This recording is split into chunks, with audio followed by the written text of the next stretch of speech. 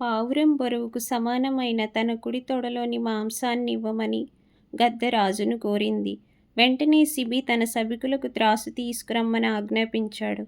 అతను పావురాన్ని యంత్రం యొక్క ఒక చివర ఉంచి తొడను కోయడం ప్రారంభించాడు. అతను తొడ మాంసాన్ని ఎంత కోస్తున్నా అది త్రాసు యంత్రాన్ని సమతుల్యం చేయలేకపోయింది.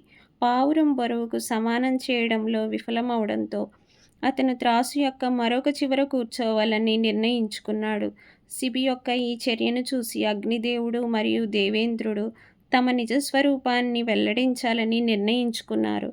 తోటి మానవుల పట్ల కరుణ, రక్షణ అనే విషయాలలో అతని సంకల్పాన్ని పరీక్షించడానికి తాము వచ్చామని వారు సిబి మహారాజుకు చెప్పారు.